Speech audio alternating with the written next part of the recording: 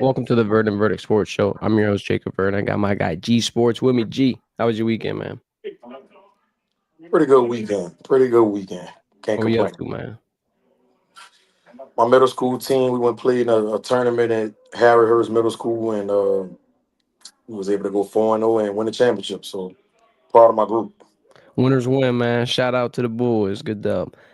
Got a nice little show for you today. Arkansas, LSU had a decent game. It wasn't the best victory. It wasn't something that you're going to write home about, G, but we got some takeaways. Michael Van Buren, of course, our guy Frank Wilson got his first dub as the interim coach. So shout out Coach Frank. Defense played pretty well against Taylor Green, who I was a little worried about, G, going into the game. Got some updates from the quarterback position. Of course, Colin Hurley wasn't at the game Saturday. He also wasn't at the Alabama game. We'll dive into that one a little bit. But let's keep the main thing, G. Arkansas. LSU got it done by 1 point. There's a lot of takeaways here. The first one is going to be Michael Van Buren had a solid game. I think that they got to be a lot more creative. The run game opened up. The mobility, I think, was on display. Now, it wasn't an eye-popping, oh, my God, he's a Heisman caliber quarterback, but it was a step in the right direction, for lack of a better phrase. Another person that I want to tip my hat to. I actually said something to him on the field, G, because I think this is one of those positions, man, where when something goes wrong, everybody's going to talk about it. But when it's going right, everybody's just like, it's whatever. It's what he's supposed to do. Damian Ramos. He got SEC Special Teams Player of the Week. He went 3 for 3 on field goals, 2 of 2 from extra points. 50 yards was his longest kick. Nothing crazy, but he was accurate. He was perfect. And Arkansas's kicker cost them the game, G. If you really look back at the end, I don't know how long it was. It was around a 40-yarder. Either way, the field goal they missed late would have put them up 2 points. Now, it's not to say LSU couldn't have won. It would have just put them in a completely different situation. So I had to make that point known. Ramos, shout out to you, dog. What's your thoughts, G, though, on this game, the performance from Michael Van Buren, and just the overall situation surrounding him? First of all, kudos to Frank Wilson on getting his first win as the interim head coach at LSU. Proud of him. Love the way he had his team competing these last 2 weeks. You just see a newfound presence from this team when they take the field. Michael Van Buren, I was felt like he had some jitters early on. Uh, Once he got settled in, man, he made some throws and converted on some third downs that was critical into them being able to win this game. He talked about Ramos making those field goals, bro. He's been pretty consistent since he's been at LSU. Uh, love the way the defense played. I talked about it last week that they were gonna have to create at least 2 to 3 turnovers, and they got three, bro. 2 interceptions and a fumble. I thought that played a big time role in the game, and I think holding Arkansas to 2 for 11 on third down Yeah, nasty. was was something that I didn't think they was gonna be able to do. Right? I thought they could create the 2 to 3 turnovers. Did not think they could make that offense go 2 for 11. So kudos to Blake Baker. 2 weeks in a row, he's done a phenomenal job against some top tier offenses, and they ran the ball, bro. Over 4 yards a carry. How many times have we said that this year? That Not much. LSU's running game averaged over 4 yards a carry. Harlem Berry continues to ascend. I like the way Alex Atkins called the game, bro. They had some plays that I've never seen, some formations I've never seen in this game, and you could tell it caught Arkansas by surprise, which I thought played a big role on that last drive when they was able to get the go ahead score to ultimately win the game. So kudos to them, man. Hopefully they can finish these 2 weeks off the right way.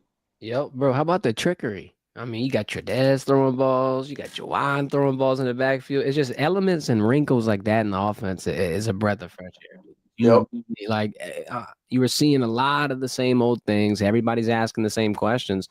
It was a nice change of pace for sure. Now going to the defense, you saw Blake Baker's post, man. Shout out to the Bayou Bandits, bro. Held Taylor Green and that offense, besides the kicker, to 15 points. I want to highlight that. That was nice. Harold Perkins is playing like a unit against the Razorbacks. There's something about Harold Perkins versus Arkansas and something about him in the daytime, dog. 2.5 tackles for loss, a sack, an interception. I mean, he was all over the place. I think it was Shea Dixon. He had a pretty funny tweet. He was like, man, Arkansas fans must think Harold Perkins is the best college football player ever. Like every time they match up, he's running around. Another one that I want to mention, Bernard Gooden. him being back is such a huge boost, bro, because you can see him all over the place creating inside pressure. How about them stopping the tush push on 4th and 1? I know Jacoby and Guillory got inside that pressure, but it's a double-sided monster right there on the inside. Dylan Carpenter got active. I saw him rip through in the backfield, get a nice tackle, nice wrap up, 2 hands. I want to know this, though, because as Blake Baker, the steam keeps piling up, and naturally, as Tulane steam piles up, because I think they're 24th in the AP Top 25. They control their playoff fate potentially. Either way, how hot is Blake Baker's name getting? We keep talking about Frank Wilson. We keep talking about Lane Kiffin. We keep talking about all these other coaches, but I want to circle back to this one right here because I think this is a name that's going a little bit under the radar. Maybe not with LSU fans, but just collectively in the college football coaching carousel. I think it's a done deal that John Summerall won't be back at Tulane after this year. It's just too many job openings out there, and I would just be very shocked if he didn't take one of them. You got Oklahoma State, you got Arkansas, you got Auburn, you got Florida, you got Stanford, you got Penn State. I mean, the list goes on and on of all these jobs that's open, and John Summerall name comes up with a bevy of them. So I've been hearing since last year when Summerall was supposed to get the North Carolina job before Bill Belichick came in and took it from him at the last minute, that Blake was going to be the leading candidate for the Tulane job last year. So I'm still hearing the same things, and I think Blake would do a great job at Tulane. He understands the state, and he's put his mark on his LSU program since he's been even before he became the defensive coordinator. You go back to the story between him and Damone Clark, right? The middle linebacker that got drafted by the Cowboys in the 5th round. Before Blake Baker got there, Damone Clark was about to retire from football. He was about to hang the pads up. He talked about it on our podcast, right? That just goes to show you the relationships that Blake has with his players, how genuine he is, and he knows ball, bro. And I think he's ready to be a head coach. He's put his time in. And I think that he would do a great job at Tulane. I think so too.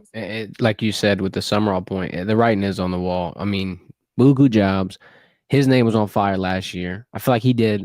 I'm not gonna say a lot more with a lot less, but his roster last year versus the one this year, bro. Yeah, I gotta keep harping on that. And we talked about that, bro. Like last year, he had some talent last year. He really did.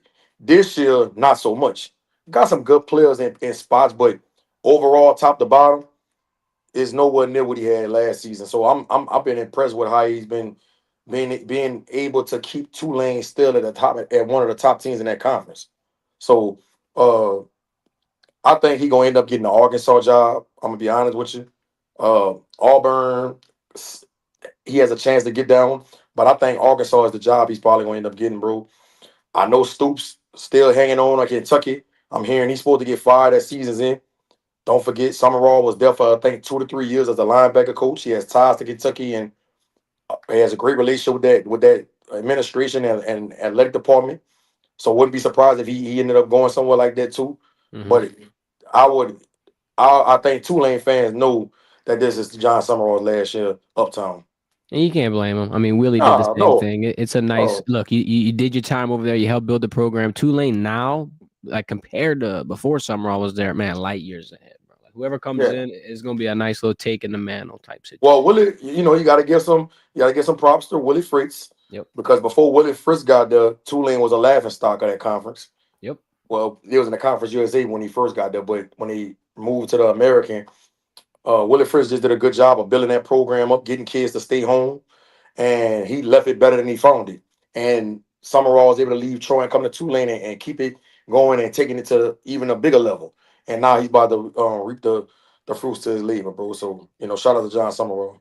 I said something wild Saturday night, G. I want to just tell you, I got to put it out here on the airwaves. So we were talking about Tulane becoming a player in the boot, recruiting talent in the state of Louisiana, which is one of the best pipelines out here in the entire country. Anyway, when you look at LSU, great brand, one of the biggest brands for sure. I just think there's something to be said about Tulane, all the uni combos, how much drip they got. I'm sorry. I think that's a big I'm not going to say it's a factor in your decision, but on the visit, when you can put on a bunch of different combos and you can take a bunch of different types of pictures, it kind of reminds me of what Oregon did. And it's not like at that level, but the uniform combinations they dropped on Saturday with the little like the street sign on the helmet stuff, bro. That's clean. I feel like that is something you can harp on to the kids in Louisiana. Like, all right, cool.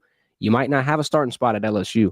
You do over here. Hey, man, you're gonna look a little fly when you're playing. I think it's gotta be a factor, bro. It's gotta be some kind of Tulane, strategy.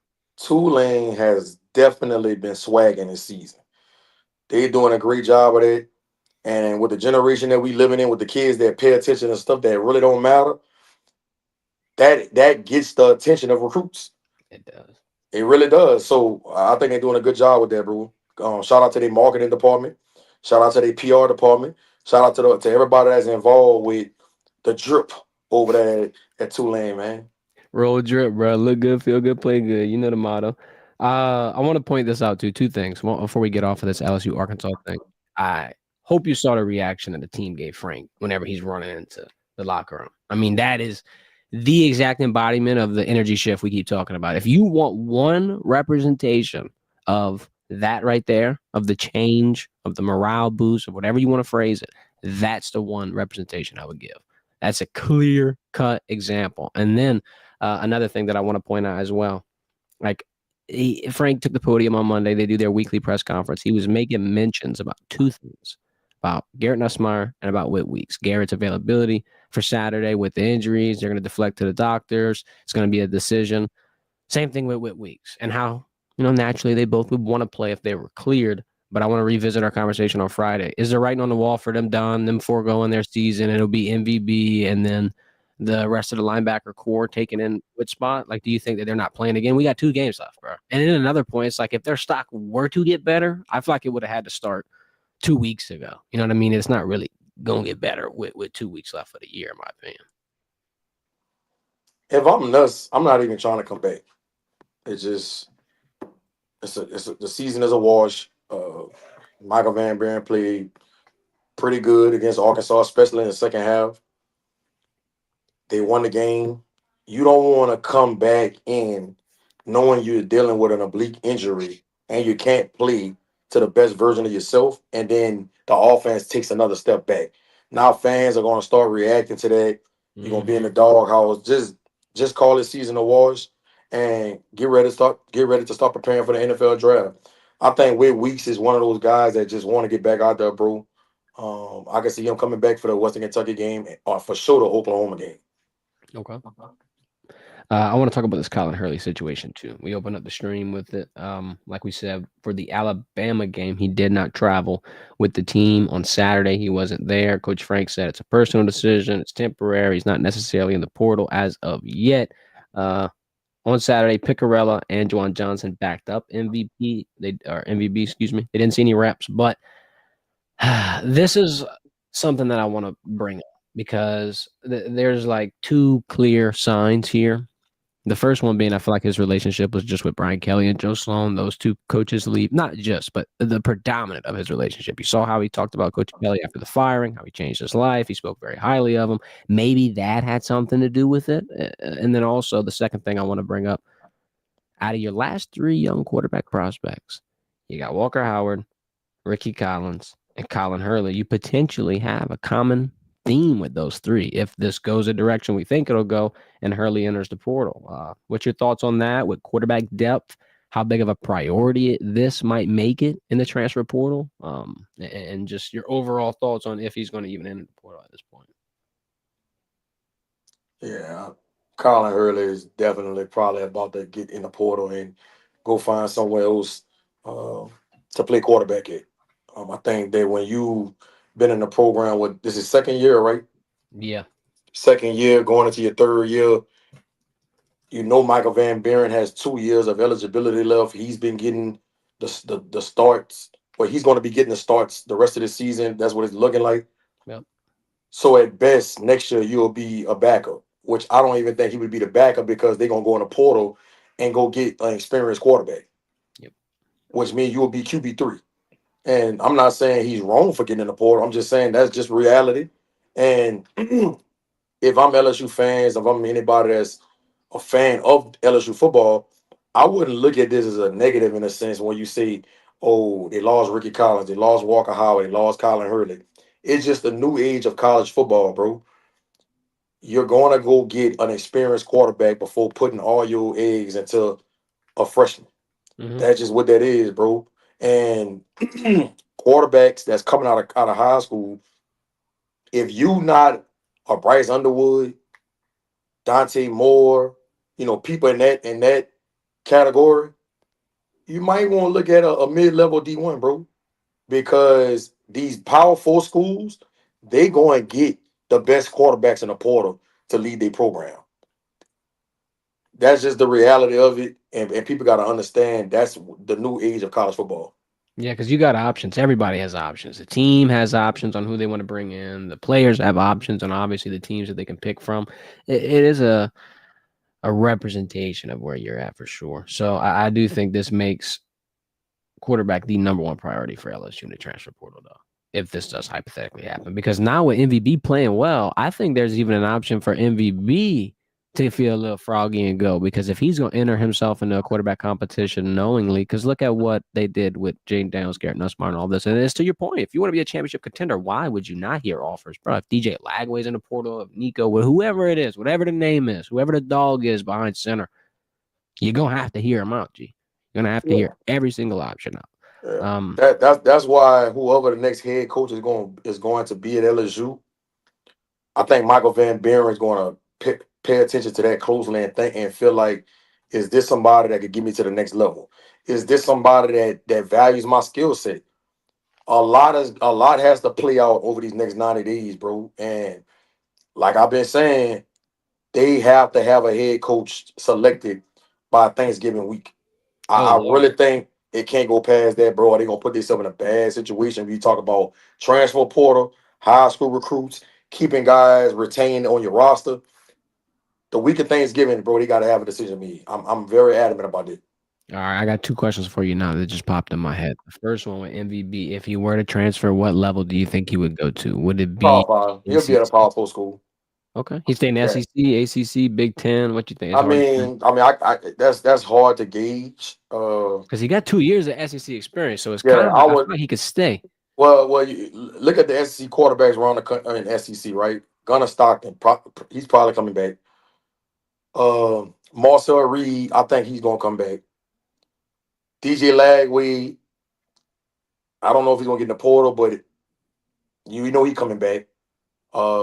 Ty Simpson probably leaving. Pavia, I don't think he'll go to Vanderbilt. Arkansas, Taylor Green got another year eligibility, if I'm not mistaken. Yep. Auburn, maybe, depending on who the head coach is. Ole Miss, Austin Simmons coming back. Who was South Carolina? I would like to think that having a brain for it. Lenore Sellers. Lenore Sellers, I would like to think he's coming back. Arch is definitely coming back. Arch definitely coming back. Kentucky, I don't think MVB will go to Kentucky. That's about it, huh? That's all SEC schools. Joey Aguilar, but I mean, he's Joey probably Aguilar probably gonna come back. yeah. So Yeah. it's slim pickings in the SEC. I think he won't stay at LSU. Like from what I've been hearing from the guys in the program, I've never had a conversation with Michael Van Buren, but just guys that I know that talk to him on a regular basis on the team, they say he loved it in Baton Rouge, bro, and he loved the program. So I really think it's gonna come down to whoever the head coach is. Do they value him, and do they see a future with him as a starting quarterback at LSU? I think it's gonna come down to that. I agree.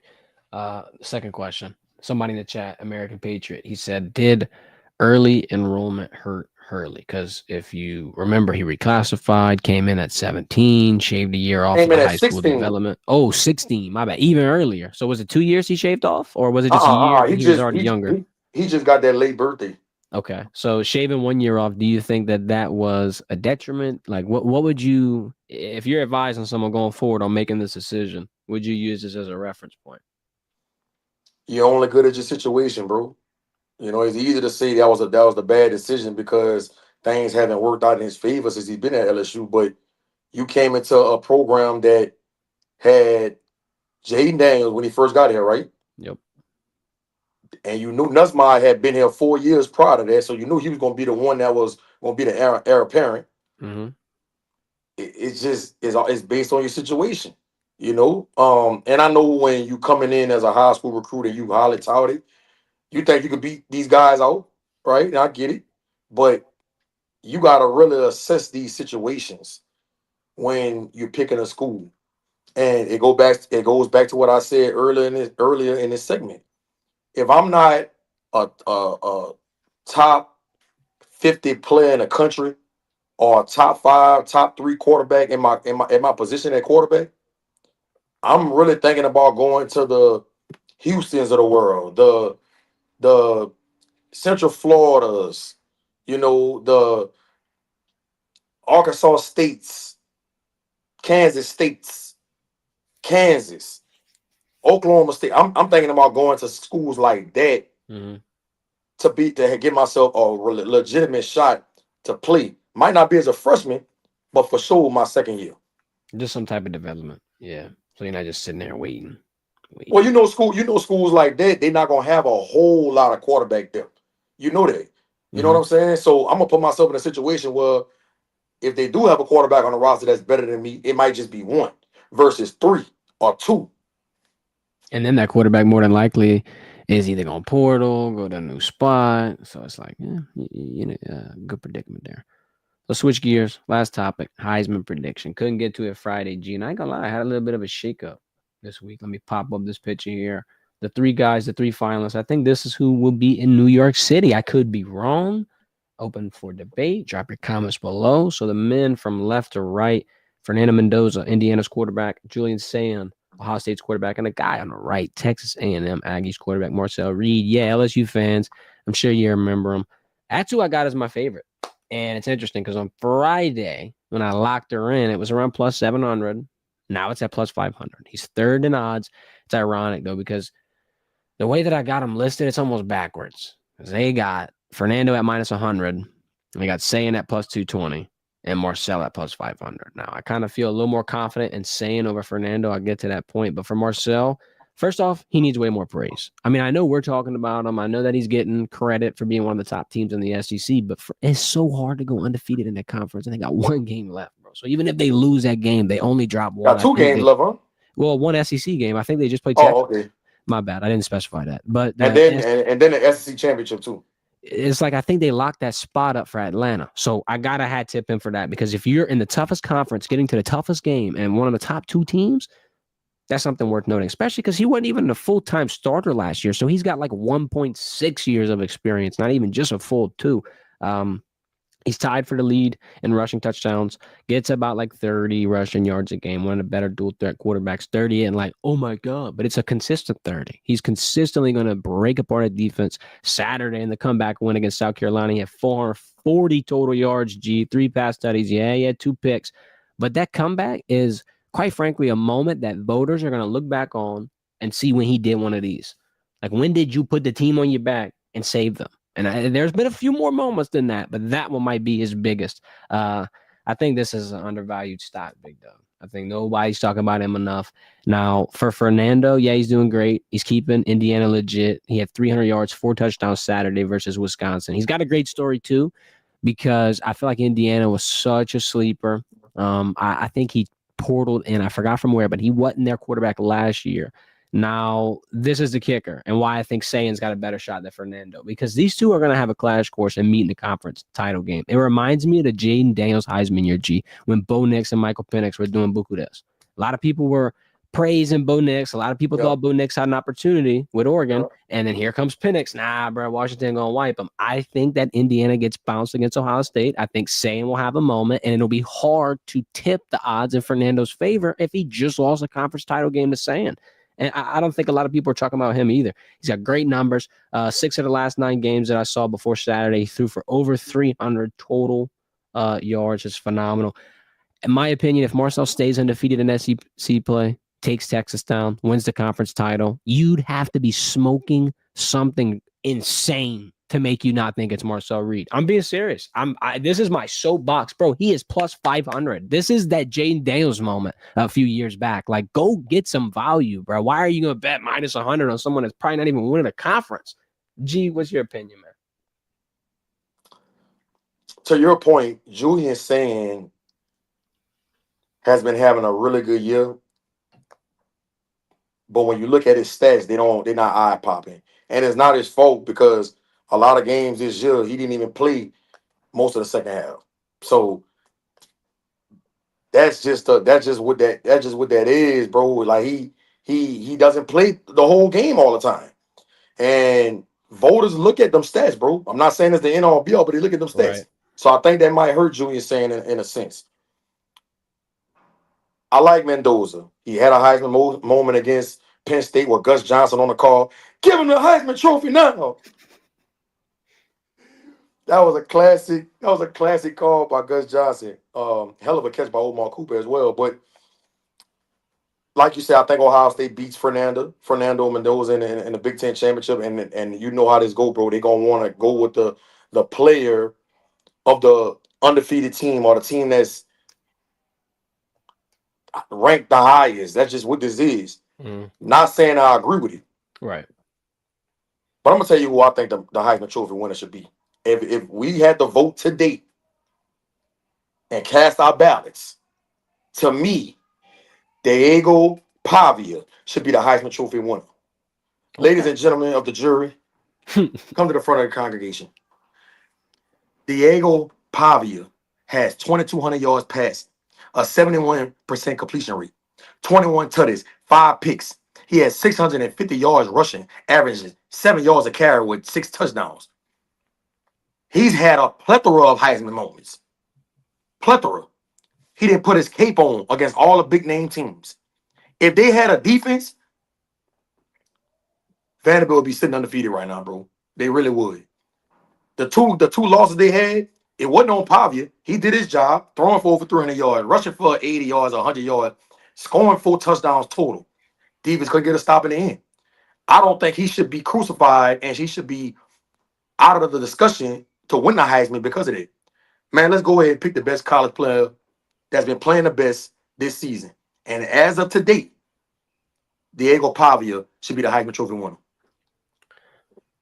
Interesting take. I mean, I don't hate it. I want to go back to the saying thing. I pulled up the box score or his game logs. I want to make this point. 10 games, 60% of the games he threw for over 300 yards. That is insane to me. Because to your point, the games he didn't, I went back and looked. He didn't play the whole game. Yeah, Washington, they're up 24-6. When he threw for 166, they're up 34-16 against number 17. Mind you, they just won 48-10. He only threw 184. So 3 to 4 times he didn't do it. That's an interesting statistic. So, if I had to rank them, I'm going Marcel Reed number 1, Sand number 2. Sand plus 200. It ain't bad. But so what's Pavia? I got to see Pavia's odds now because I ain't gonna lie. I didn't think about it because he's not gonna win it, bro. They got 2 losses. He's not gonna win the record point. But I mean, you make an interesting argument because what you're saying is who's the most valuable to the team? Take them off the team, and it would be who's been playing the best. Is Diego Pavia, bro? He's playing better than all the quarterbacks. Let's see where the odds are. Come on, somebody show me. The odds probably not good, man. We all know how the voters get down. The voters gonna pick the team that got the best record. Yeah, it's plus 20 or plus 2,000 right now. Oh, wow. He's actually 4th. He's actually higher than Haynes King and Gunnar Stockton. I can't lie, G. You might be onto something here. Okay, so riddle me this before we get out of here. Let's just say hypothetically, and I hate being hypothetical, but guess what? I'm about to be hypothetical. Marcel Reed shits the bed against Texas. Doesn't have a great game. Texas beats him.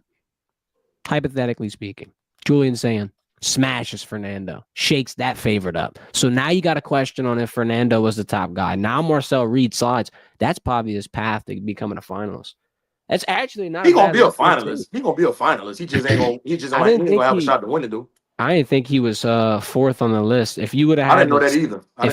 Yeah, if you would have had to stop me and be like, where would you have thought? I thought he'd be like 8th. I ain't gonna lie to you. That's a shot. He's been having a hell of a year, bro. Yeah, I would have put Haynes King and Gunnar Stockton ahead of him. I ain't gonna lie. That's shocking. So, hey, odds are talking, bro. Oh, hold up. Wait, before we get out, what we got to address this because I've been hearing a lot of these rumors. Lane Kiffin, what's going on? What the hell is this? I'll get back to y'all. Let me call my sources when I get off this live. Oh, Lord. So we're going to have to push this back to Wednesday at 1 o'clock. He just signed an extension this morning, huh? I don't know what the hell is going on, G. We got people chanting, we want Lane. We got him getting a state trooper escort posting Lane 2026 with the Ole Miss colors. We got Florida's coaches going to Knox's game on Friday. I don't know what to think anymore. All I know is Lane Kiffin is the hottest name in any coaching search across the board. Bro, if an NBA team fires their coach, like the Pelicans probably going to call Lane Kiffin, dog. I can't lie. Every single damn team is got him in the mix. He's like minus 300 for Florida. I don't understand. I don't know. It'll be interesting. We'll be here Wednesday at 1 o'clock, hopefully, to break it down. Hey, if some groundbreaking happens, though, we're going to be here. Appreciate your time, G. Appreciate everybody for watching. Y'all have a good day.